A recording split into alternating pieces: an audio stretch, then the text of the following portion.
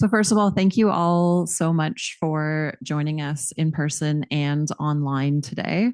We've got a good crew of over 45 people online, and we'll probably have more trickling in. And I know there was folks who are looking forward to having the recording of this as well. So thank you. Welcome to Women with Nonlinear Careers in Sustainability, an official event of Toronto Climate Week. Very happy to have you joining us. My name is Katie Elder. I'm one of the hosts along with Supriya Verma, who will introduce herself shortly. Before we jump in, I wanted to just acknowledge the land that we're joining in person from today. So the land, so I'll do a land acknowledgement. So we're joining today from the land of the Mississaugas of the Credit, the Haudenosaunee, the Inishoabeg, the Huron-Wendat peoples, as well as diverse First Nations and Métis people who call the land that we now know as Toronto home. I personally grew up next to land of the Stolo peoples in Chilliwack, BC, and that has definitely shaped my own appreciation of nature and the work that I do. And so I bring that as part of the background with me, and very thankful for everyone joining us today and the appreciation that we have for the land that we are on. I'll also start with some thank yous just because we do have a very packed agenda today and I don't want that to get lost in the shuffle. So thank you very much to our volunteers, our IT tech support, all of our panelists for joining us, the folks at Toronto Climate Week, the Smith Queen School of Business, Toronto campus for hosting us here for this live event, as well as streaming it to everyone that is online. I'll give a quick background intro because I have my own nonlinear career in sustainability to share, and then I'll pass it over to Supriya to introduce herself, and then we'll jump into the panel conversations. There we go. So as I mentioned, my name is Katie Elder. I run my own marketing consulting firm now called Good Principles. And I think when people were asking me, well, what do you think is making this event so popular as we had so many signups? And I really think it's this idea of a nonlinear career in sustainability is something that we can all relate to.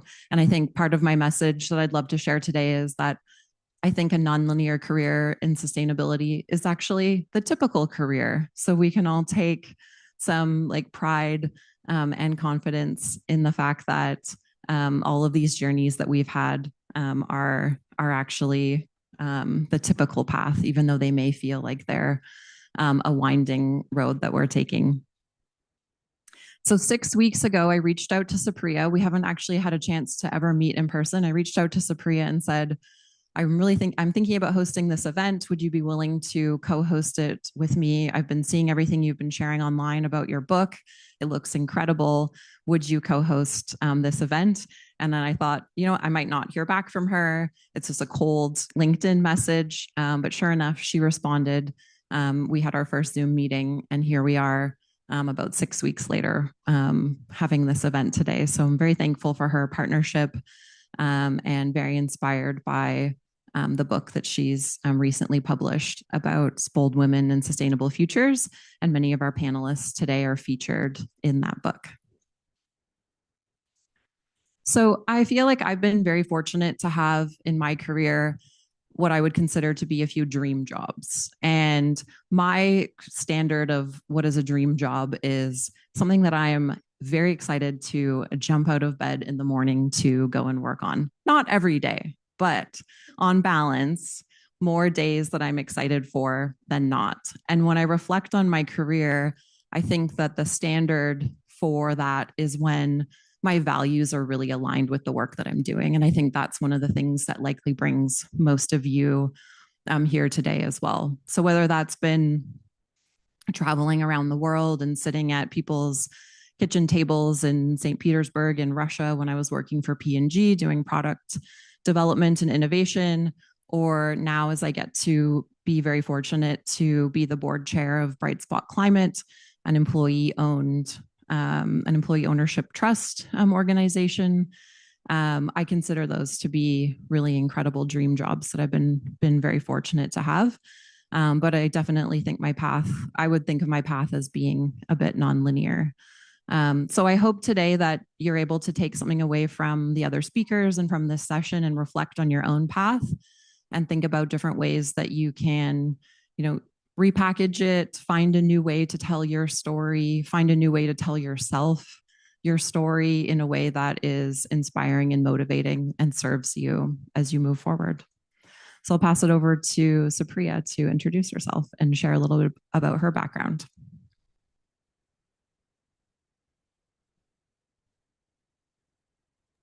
So you just have to take yourself off mute. Yep.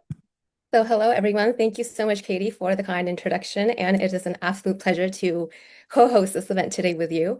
And thank you to everyone for joining us today, both online and in person at the Queen's University Smith School of Business campus in Toronto. So my name is Supriya Verma, and I have a lot to say, so I'm going to be speaking a little fast, so please don't mind. My name is Supriya Verma, and I am the Chief Sustainability Officer at Belnor Engineering. I'm also the founder of the SustainabilityX magazine and the author of my debut book, Bold Women, Sustainable Futures: Leadership Lessons in an Age of Resistance, which I recently launched during Women's Month in March 2026. And you can see the cover in my background, and there is more information on the Luma event page if you're interested.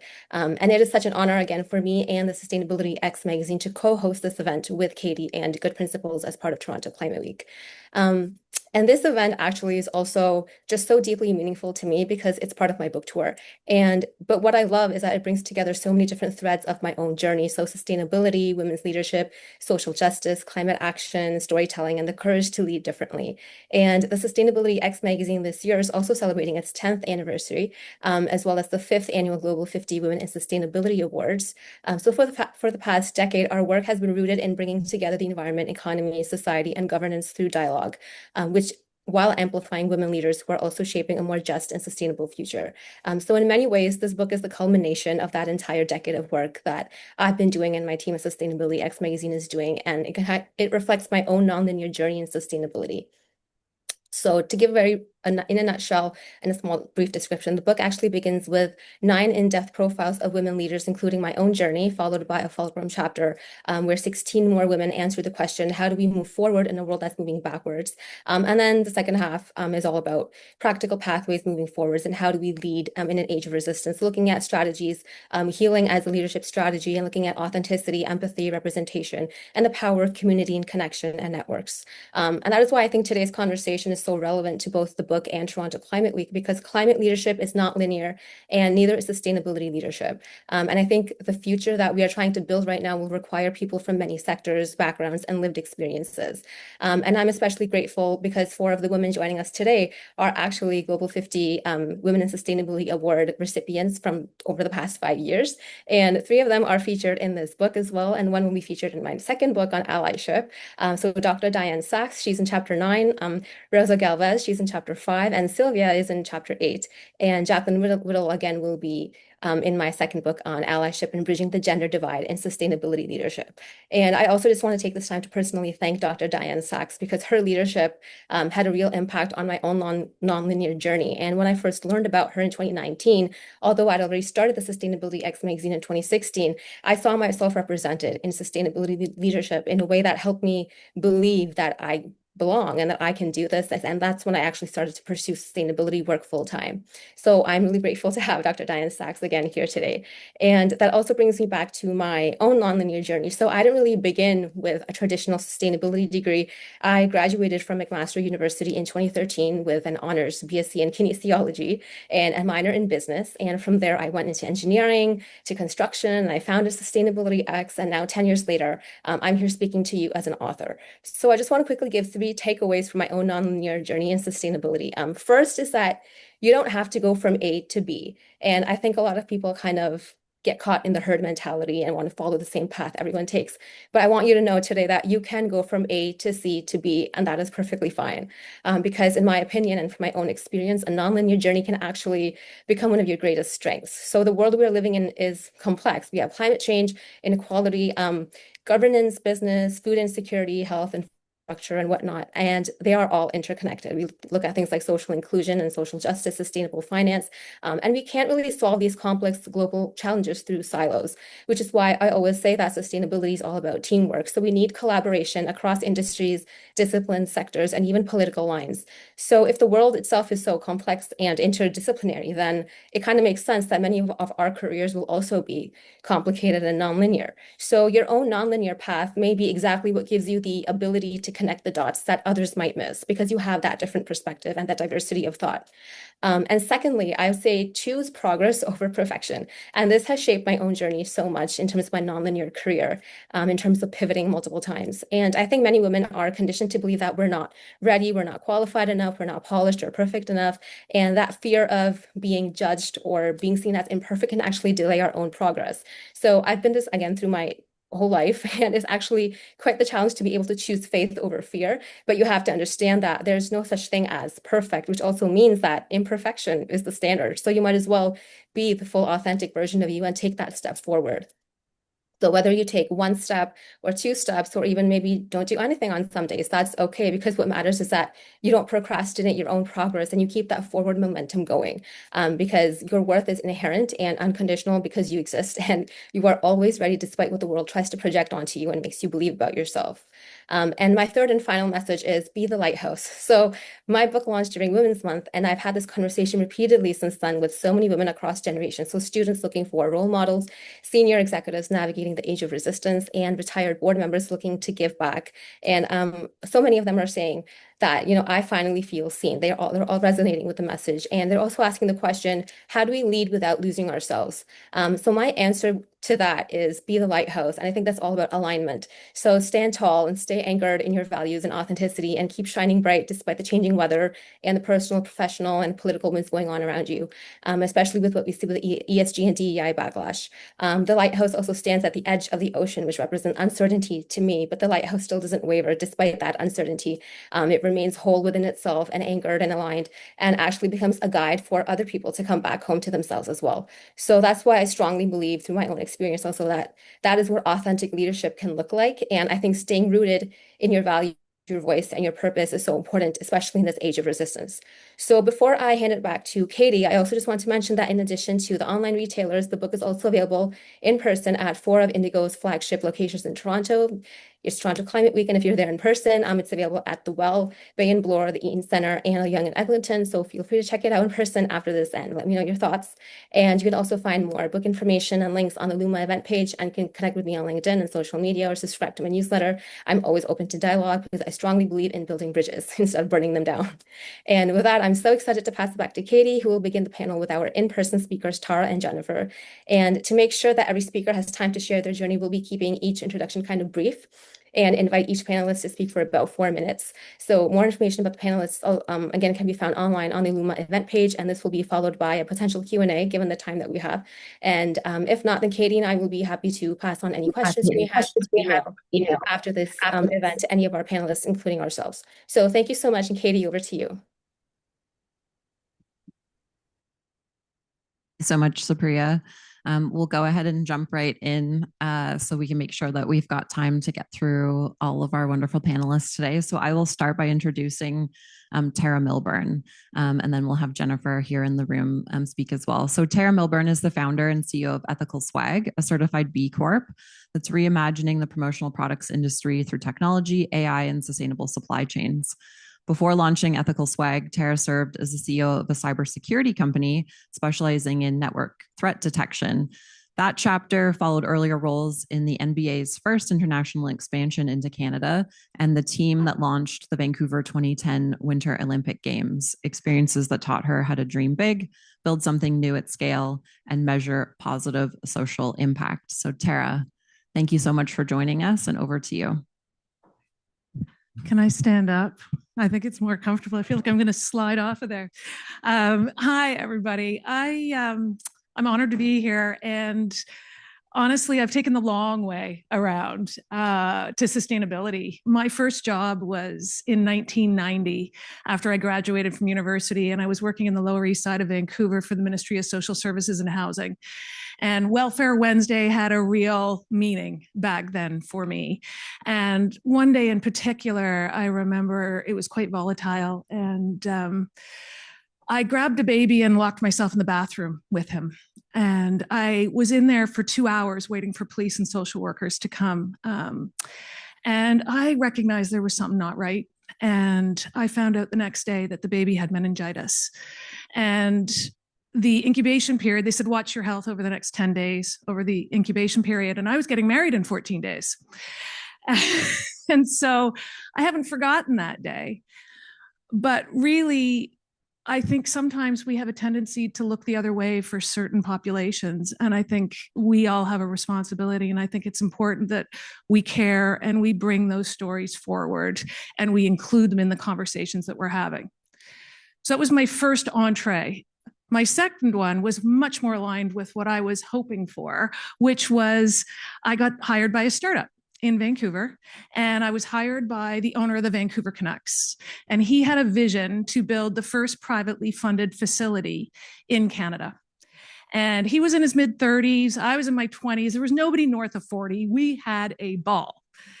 And it was also very stressful. And we also thought, why not put a startup within a startup? Because the NBA had announced that they were going to do their first international expansion.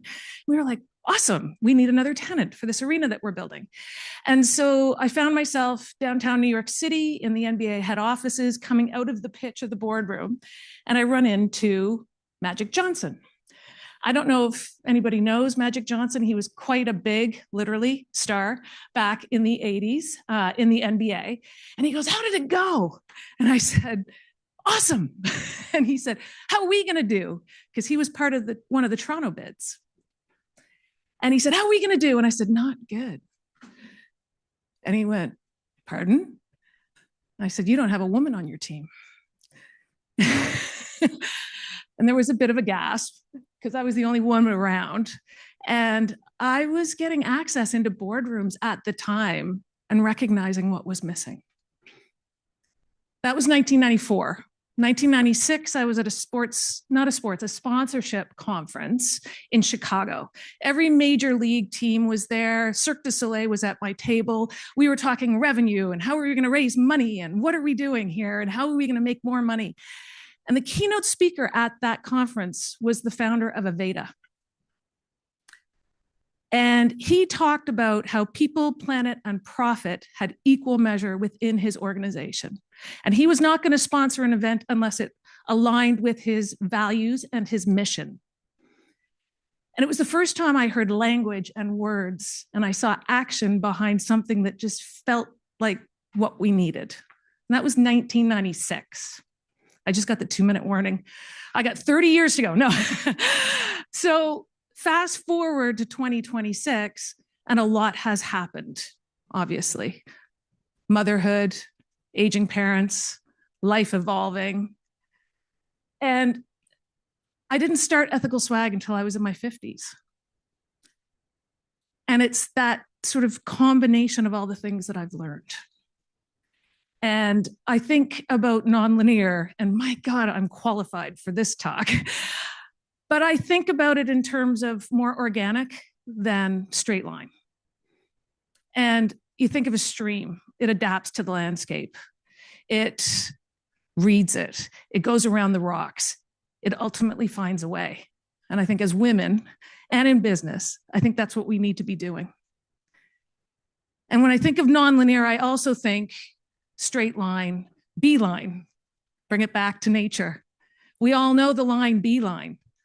What we might not realize is that when a bee leaves the hive, she first wanders to find the gold, and then she takes a beeline back. So I've totally taken the long way, and I wouldn't change a thing. Thanks.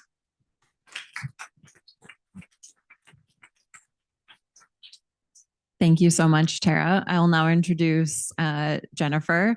Jennifer And I were fortunate to be colleagues a long time ago. And we're also both very proud Smith Queen School of Business Commerce alumni. And so it feels very nice to be at home in this space. Jennifer focuses on reducing climate change and AI's climate impacts with an emphasis on governance, justice, and ethics. Jennifer is the president of Koru Labs, a short-term lecturer at MIT, and an executive fellow at Harvard Business School.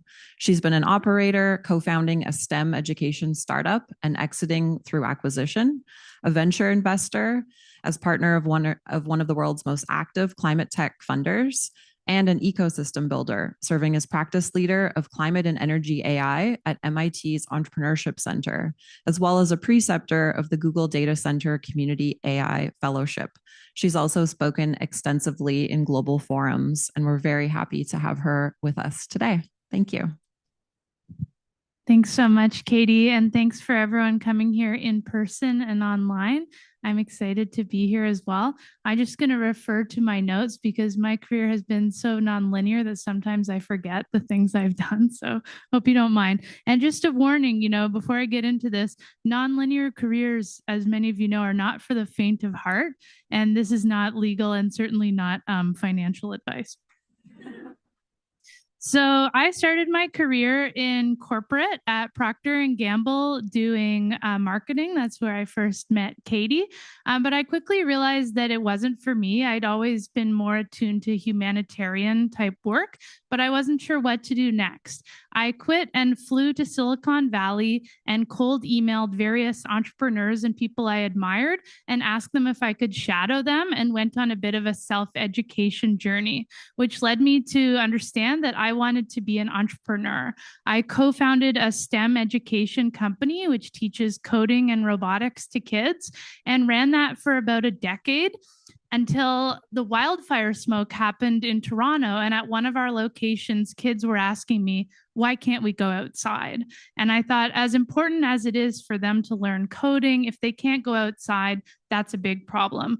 I'd consulted and invested in climate, but realized I wanted to work in climate full time, had the opportunity to have that business be acquired, and then started working in climate tech venture investing, which was a great opportunity to get an exposure to the landscape. I also did lots more self-education, listening to all the conferences I could, as well as taking some classes through Terra.do. And I co-led an education program on climate tech venture investing. But I realized I wanted to do more.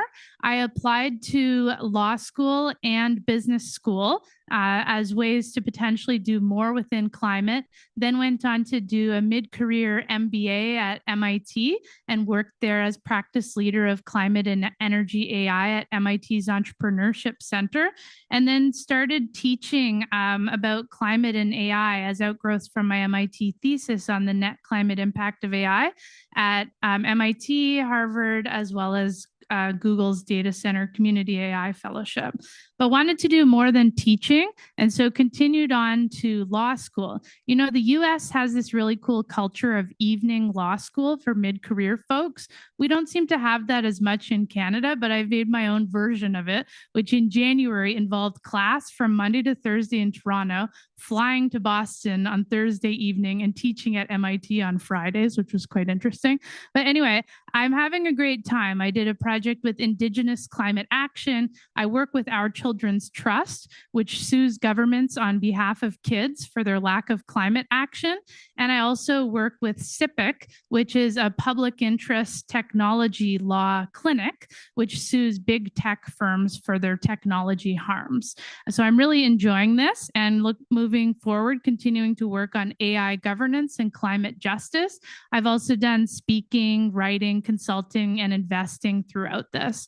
Some folks before this panel were asking about, how do you position nonlinear careers? And a friend of mine who has a very nonlinear career showed me these graphics he put on his resume, which employers apparently really resonated with. And I've made them for myself. Folks are welcome to come check them out after if you want. It's kind of like a pyramid. One is career path, starting with, what has my main career been along the bottom? And then what other things have I layered on top, like author, speaker, research, and so forth? And then a learning path. So for me, the base is education. I've always been learning and working on that. And then I layered on, business, technology, climate, and then policy, research, and law. So that can be something to add to a resume potentially. And employers seem to really value it. So I'll just conclude with, we need everyone's skills within climate, and to think about what's your climate Venn diagram, a concept from Ayanna Elizabeth Johnson, of what brings you joy, what are you good at, and what work needs doing. I've done some writing about career selection, including a Forbes article and a book, although these were a while ago before AI, so take it for what it's worth. Just a reminder, nonlinear careers are not for the faint of heart, but looking forward to staying connected with you folks and seeing where you take your nonlinear career journey. Thank you.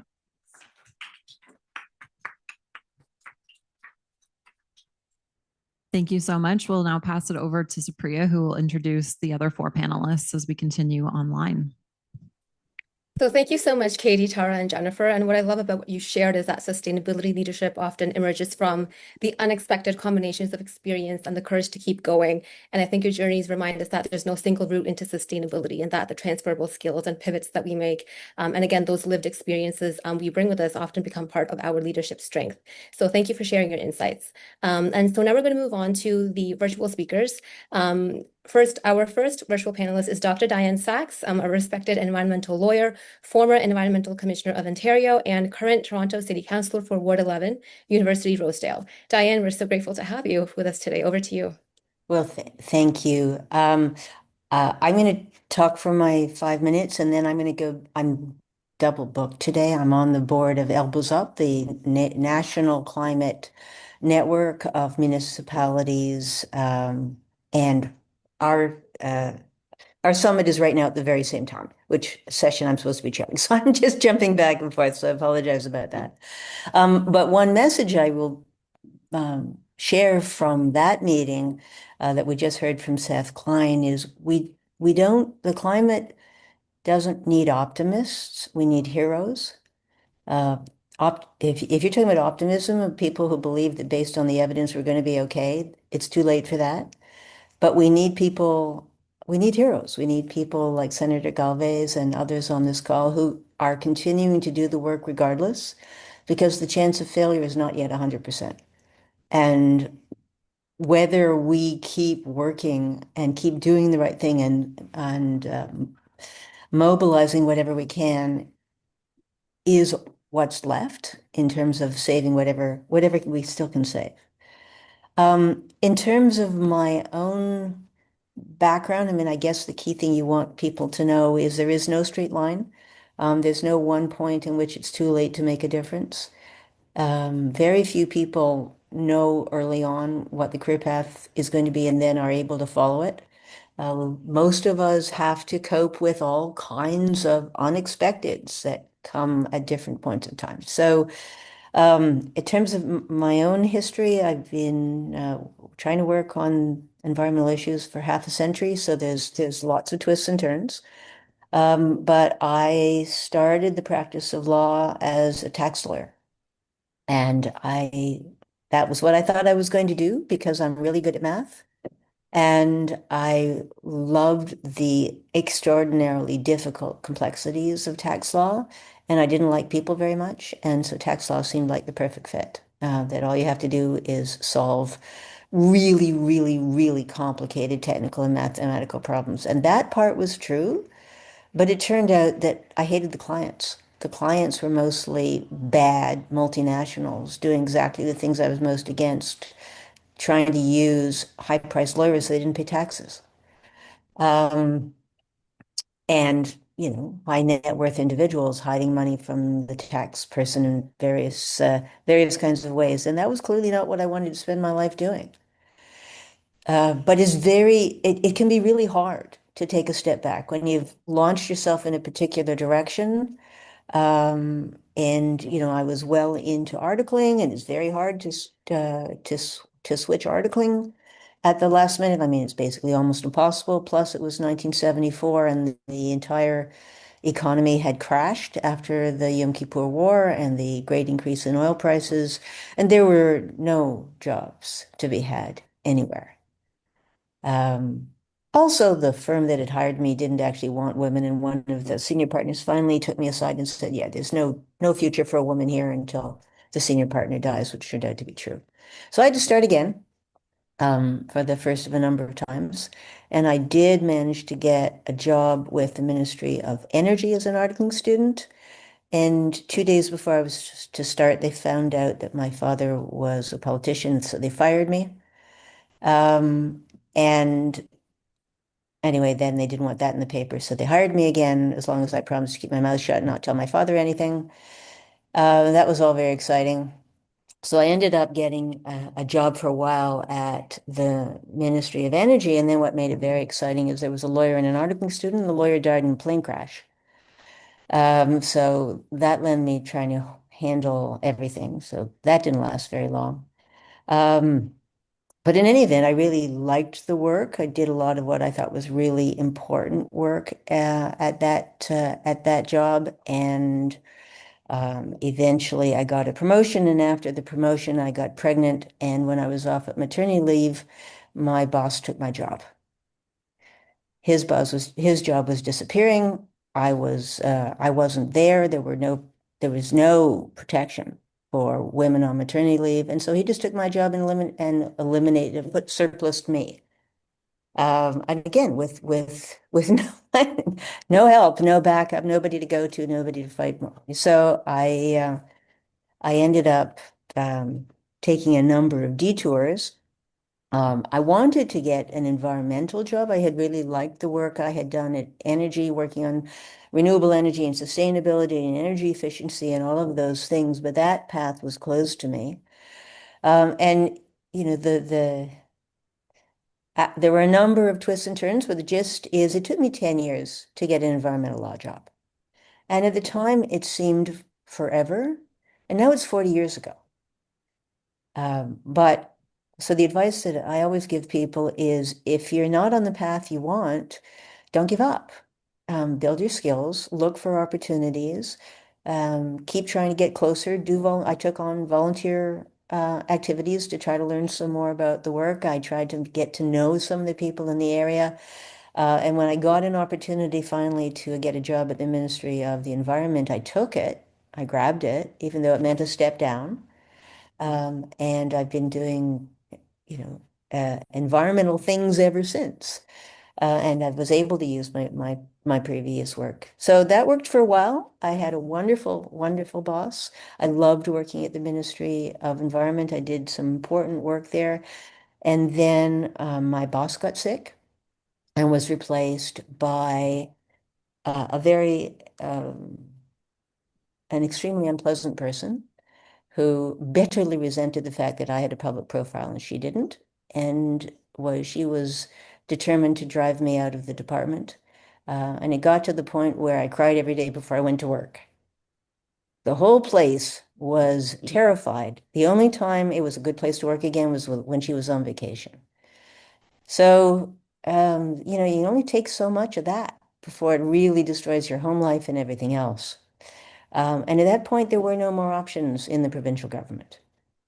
So I went back to school. I did a PhD, which is not very useful for a lawyer, I have to tell you. But I did a PhD in environmental law and environmental enforcement. And then I had to find a job. So I found a job in private practice. I went to a big firm that wanted to set up an environmental department. But that didn't work very well because what they wanted was someone who would help bad companies cheat for a very high fee. And when the mob tried to hire me to help them with hazardous waste, I said no. So that was the end of my private practice career. They weren't going to have somebody who turned down a paying client, no matter what the reason was. So I started my own practice with a I had saved up a little bit of money. I was fortunate. My husband agreed to pay the family bills for a year and let me try to start a practice. So I bought a printer, copier, fax machine that put a black line down the middle of everything, and I did that. And I ran a small practice for 25 years. And I gave it all up to become the Environmental Commissioner of Ontario. In 3.5 years of my job, Mr. Ford passed special legislation to break my contract and abolish my office. So now I'm city councillor, trying to do environmental things at the City of Toronto against many, many obstacles, Ford taking away all our tools. Um, and but I haven't given up yet. So all I can say is there's lots of setbacks, but that doesn't mean you have to stop. And with that, I'm going to go back to the other conference I'm supposed to be co-chairing. So thank you very much, everybody. Have a wonderful day. Don't give up. We need heroes.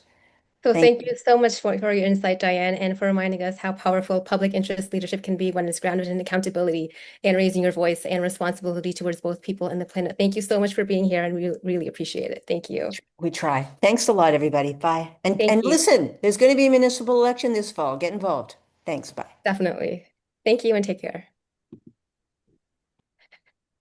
Okay, so our next virtual panelist is the Honorable Senator Rosa Galvez, an engineer and independent senator and one of Canada's leading voices on climate policy, sustainable finance, and environmental protection. Senator Galvez, thank you so much for joining us. Over to you.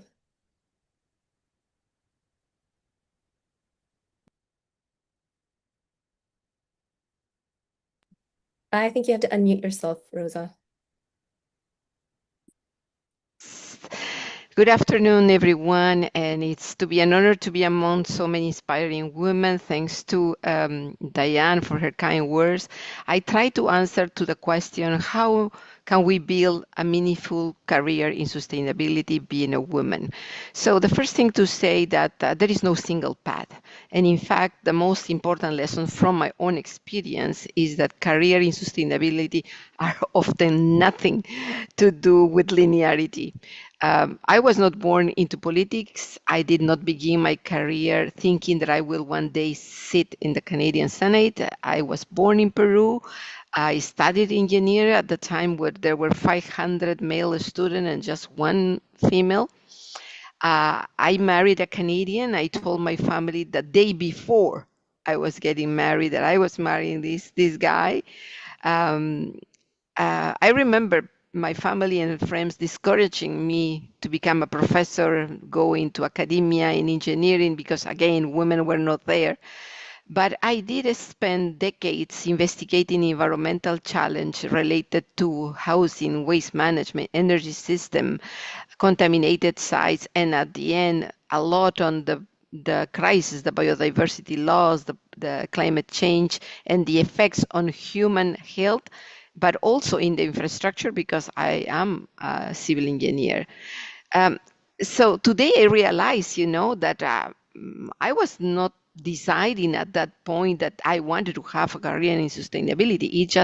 It just happened, and that I did what I felt at that moment that I had to do, despite of the fact of many countercurrents telling me, to the point that I start saying that I was like a salmon, always swimming against the current and developing, muscle.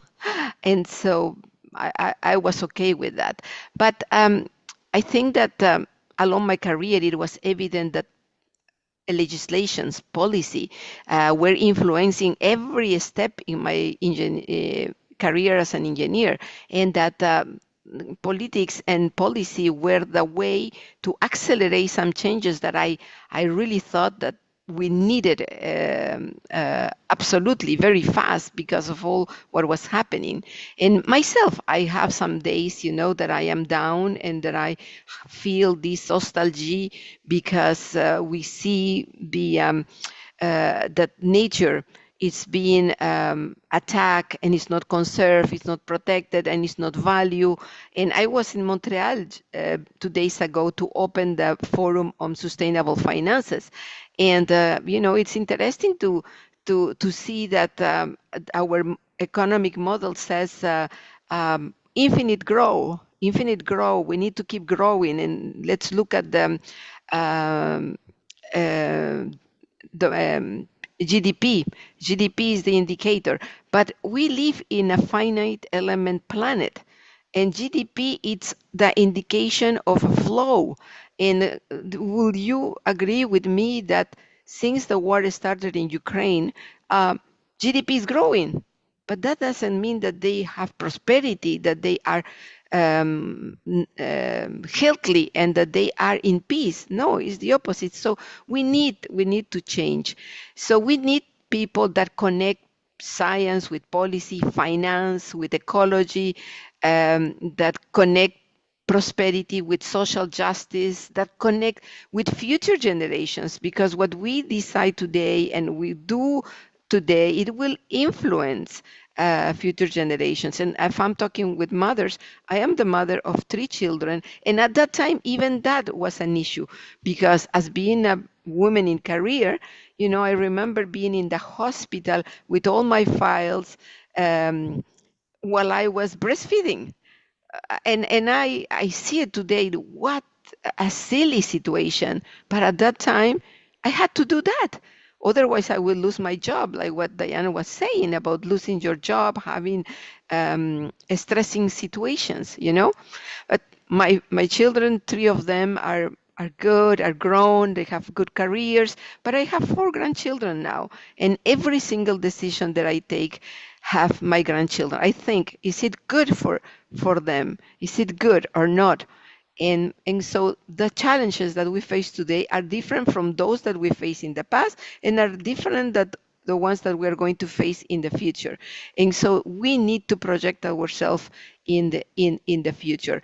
And you know, we need people at different careers with different accomplishment, and we need to collaborate. We need to go back to some old principles of collaboration. It is false when people tell you that the human society developed because of competition or because of war. No, that's not right. The new development in the history of humans are telling you there was a corridor of temperature that was stable, where humans could develop, and that and we developed because we collaborated, because of trade, because we exchanged things that one community needed with other things that were produced by other.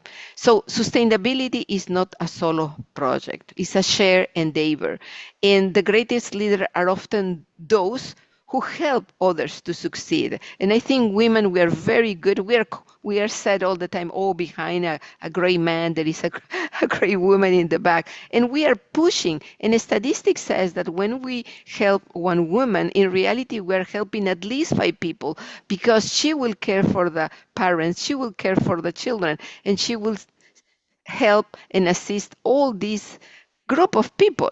It won't be just one person. So I think that for too long, economic success has been measured without adequately accounting for environment, the degradation, it's an externality, and or the well-being, and needs to us and the next generations to change that fact. So to every woman wondering whether she belongs in science, in engineering, in business, in politics, in finances, in law, in education, in agriculture, in technology, or community leadership, as Mrs. Sachs says, my answer is unequivocal. Yes, you belong. Yes, absolutely. So whatever the path you choose, sustainability needs your talent, your creativity, and your leadership. So good luck with that. Thank you so much for the invitation. Thank you so much, Rosa. I think we all resonate with what you just said. And so thank you so much for your insight and for especially highlighting the importance, if you will, of connecting climate leadership with legislation and intergenerational responsibilities. So really appreciate you sharing your insight today. Thank you so much. Okay, so our next virtual panelist is Sylvia Yu Friedman, an award-winning author, speaker, filmmaker, and pioneer in anti-trafficking advocacy in Asia. Sylvia, we're so honored to have you here today. Over to you. Thank you. I just flew into Vancouver a few days ago, so I hope I'm cogent enough. I'll be spending more time here to take care of aging parents. if I had a piece of advice that I'd like to share with myself and with others, it would be to stay humble. Stay humble, be a trustworthy person, and the phrase, why not? And that was inspired by George Bernard Shaw's quote, "You see things and ask why, and I see things that never were, and I say, why not?" I started my career as a City Hall reporter in Burnaby, BC. And if I can look back, that was 30 years ago. I kind of feel like an imposter. I kind of feel like I'm Forrest Gump because it's unbelievable and inconceivable that this geeky Korean immigrant kid, I was so skinny. They nicknamed me Buk Choy. I had buck teeth and then later braces. And I'm still in shock that I've advised some of the most wealthy families in the world. I've been involved in private equity in the last few years, involved in pro sports deals that I have no business being involved in because I don't have a finance background. I've been speaking at different places, and I run a thriving book services business. And prior to that, for 2 decades, I had investigated the trafficking underworld in Asia as an investigative journalist and filmmaker. And so, yeah, I guess leaning into that imposter syndrome is a good thing because it means that I'm growing. It means that I'm out of my comfort zone. And I always tell younger people, take those calculated risks. Had I not left Vancouver and moved to Beijing in 2004 for 7 years, and then in Hong Kong, I moved to Hong Kong in 2011, and I'm still there, then I'd be covering fires and cats stuck in trees like as a TV journalist probably. Um, so back to the whole trafficking investigation, how that came about was through a very terrible rock bottom experience. I went through a divorce while I was living in Beijing. I had no community or friends who had known me for a long time. It was such a horrible, horrible time. It was the worst time of my life. But what I thought was a tomb ended up being a womb, a greenhouse for new dreams, because it literally um, took away all the props that were holding me up. The identity that I found in my business card, in trying to appear more clever than I was, in, yeah, painting myself, portraying myself as someone I really wasn't. And that's when I had a fire lit within me that I wanted to help women and children who are suffering far more than I ever was. And I began to recognize my first world problems. And so, when I began investigating into, oh, sorry, I'm hearing an echo. I began working in philanthropy and journalism, a two-track career. And so I began pioneering and funding the first anti-trafficking projects in China and in Southeast Asia. And I mobilized through producing documentary films, through storytelling to move the hearts of the powerful and the influential. And I mobilized volunteers. And with my husband, we led a movement in Hong Kong that in a period of a year and a half, we reached over 25,000 people.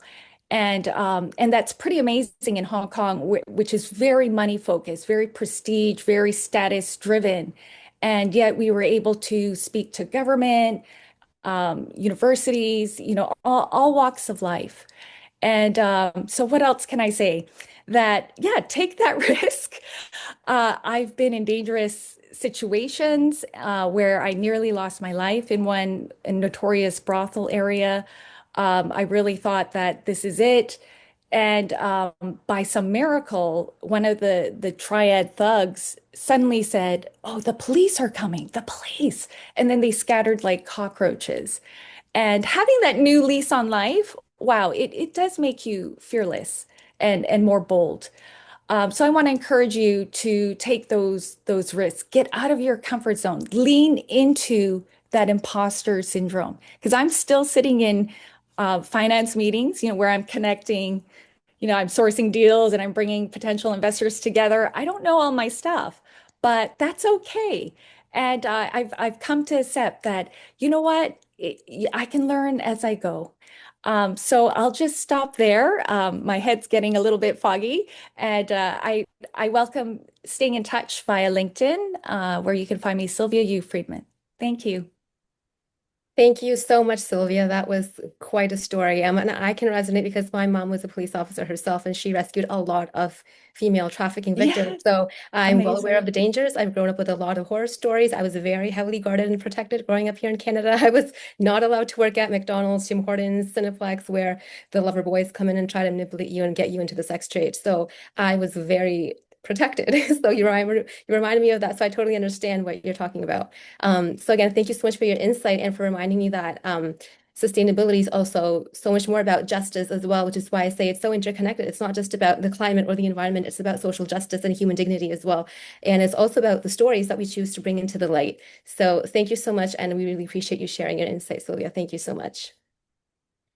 And our final virtual panelist is Jacqueline Whittle, and founder and CEO of One Earth Communications, a climate journalist and meteorologist with over 20 years of experience translating complex climate science into human-centered stories. You might have seen her on the Weather Network as well. So thank you so much, Jacqueline, for being here with us today. Over to you.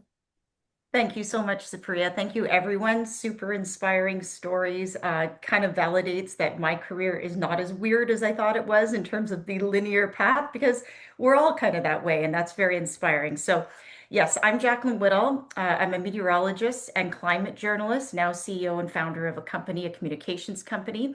But I basically have been doing this style of work for nearly 2 decades now, covering the world's most extreme weather and putting myself in a lot of risk. Much of this weather, of course, has been climate induced. I've been on air with the Weather Network along with Global News here in Canada.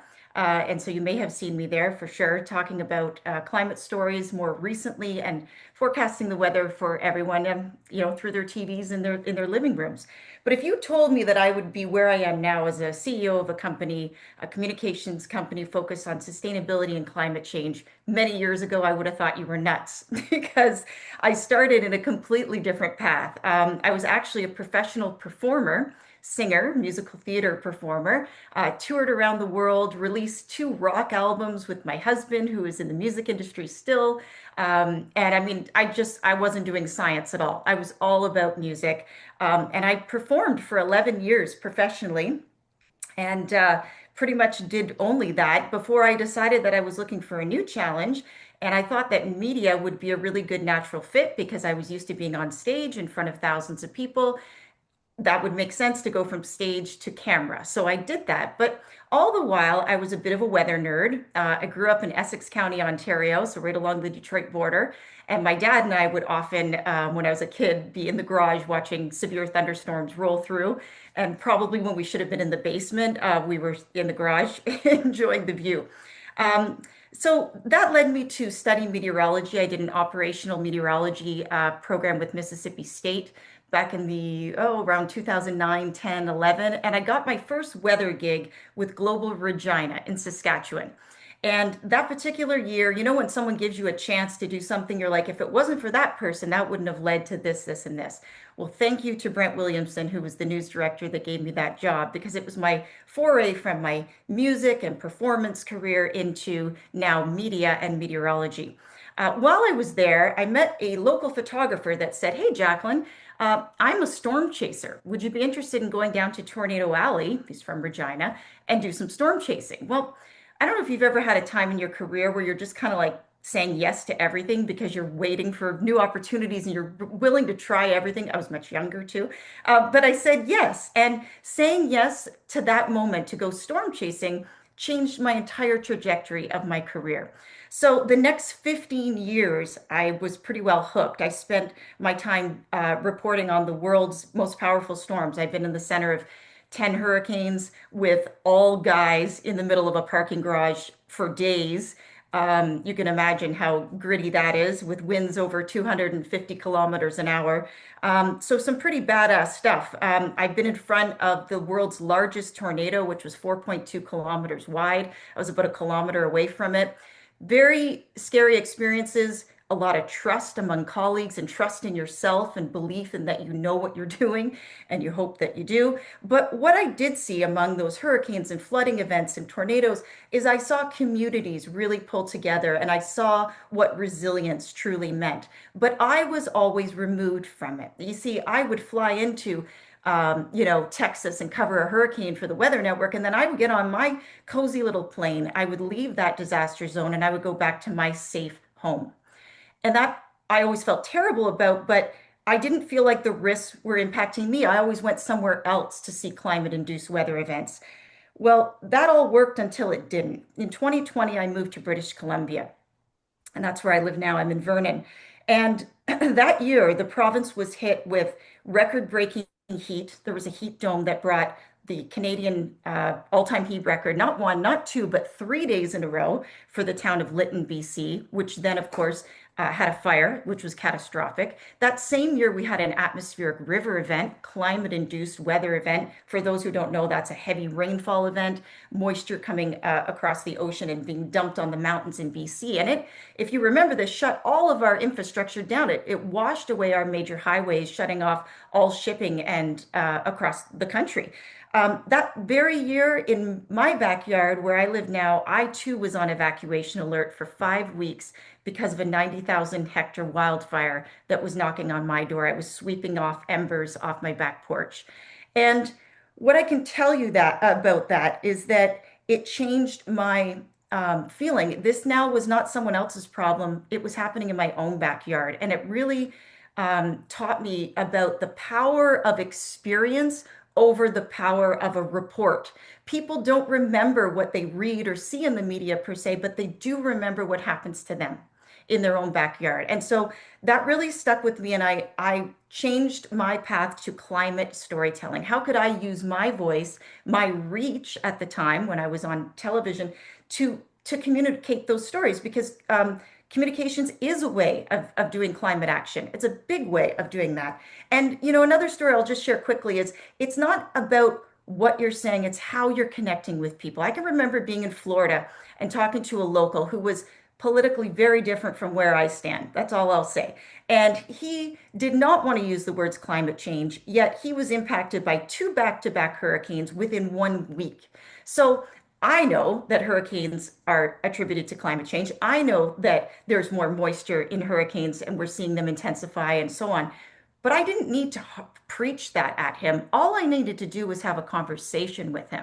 And he related. He said, I asked him, what are your feelings? Well, I don't think it's climate change, but things are changing. The earth is going through cycles, but things are changing. It led me to producing a documentary, a 20-minute piece that I produced myself, shot, edited, one-woman show, because I thought the messaging was so powerful. It doesn't matter where you are on the political spectrum. It's about things are changing and let's work together as a team. So finally, I'll end with, I run my own communications firm now called One Earth Communications, and we're talking a lot about imposter syndrome.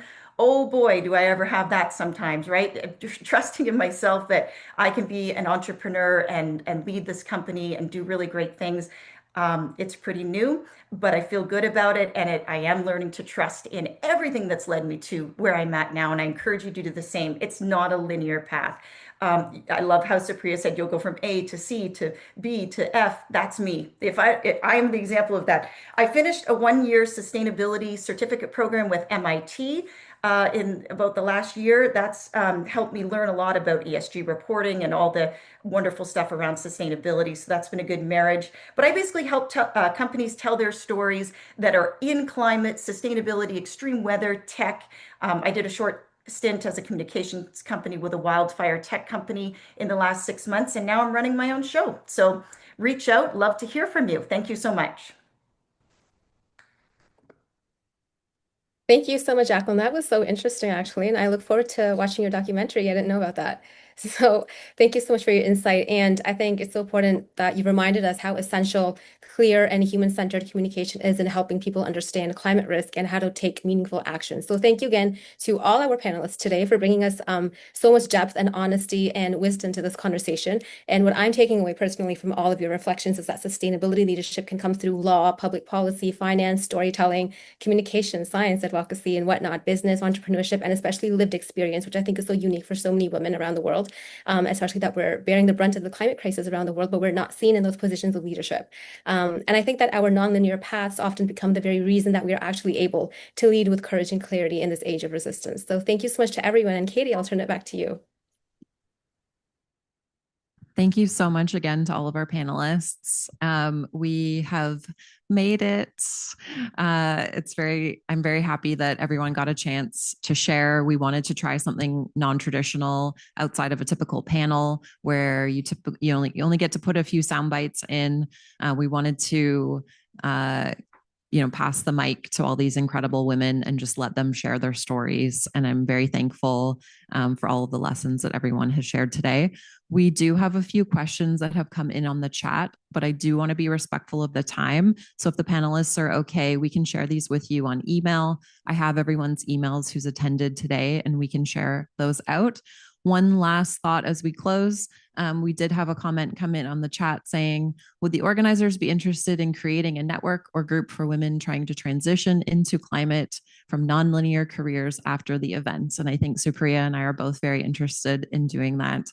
So thank you again for everyone. Thanks again to the Smith Queen School of Business for the flawless technical support in enabling this event. Thank you so much.